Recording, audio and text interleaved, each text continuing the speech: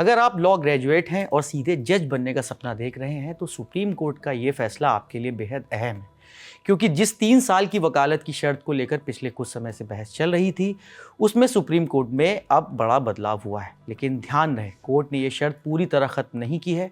तो आखिर नया नियम क्या है और इसका फ़ायदा किन उम्मीदवारों को मिलेगा, समझते हैं। दरअसल एंट्री लेवल यानी सिविल जज जूनियर डिवीज़न की परीक्षा में बैठने के लिए पहले 3 साल की वकालत का अनुभव ज़रूरी किया गया था।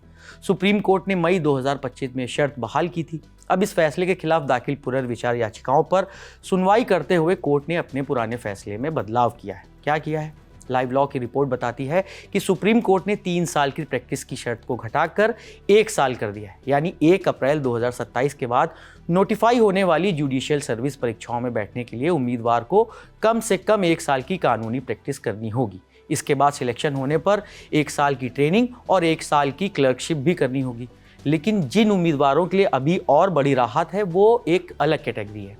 लाइव लॉ की रिपोर्ट के मुताबिक 20 मई 2025 से 31 मार्च 2027 के बीच जिन जुडिशरी एग्जाम्स के नोटिफिकेशन जारी होंगे, उनमें उम्मीदवार बिना किसी पूर्व प्रैक्टिस के भी परीक्षा दे सकेंगे।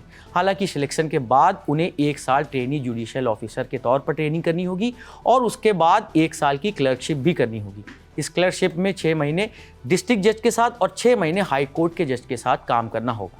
आज तक की रिपोर्ट के मुताबिक सुप्रीम कोर्ट का यह फैसला 2-1 के बहुमत से आया है। चीफ जस्टिस सूर्यकांत और जस्टिस एजी मसीह बहुमत में रहे, जबकि जस्टिस के विनोद चंद्रन ने इससे अलग राय दी थी। आज तक के मुताबिक कोर्ट ने 31 मार्च 2027 तक एक खास अंतरिम व्यवस्था भी दी है, जिसके तहत बिना अनुभव वाले उम्मीदवार भी संबंधित परीक्षाओं में शामिल हो सकते हैं। अब सवाल ये है कि आखिर कोर्ट ने 3 साल की शर्त को पूरी तरह खत्म क्यों नहीं किया।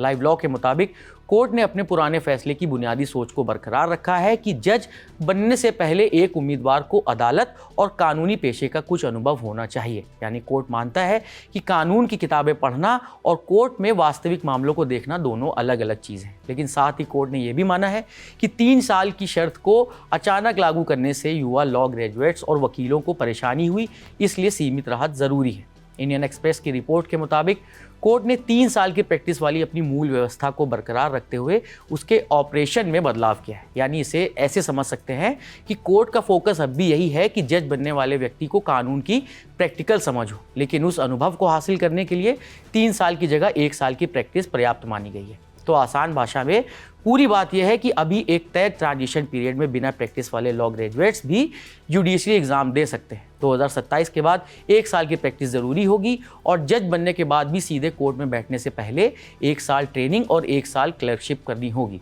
यानी सुप्रीम कोर्ट ने दरवाज़ा बंद नहीं किया, लेकिन ये भी साफ कर दिया कि जज बनने से पहले कानून की किताबों से बाहर कोर्ट की असली दुनिया को समझना ज़रूरी है। इस खबर में फिलहाल इतना ही। मैं हूँ नीरज और आप देखते रहिए द लल्लन टॉप। शुक्रिया।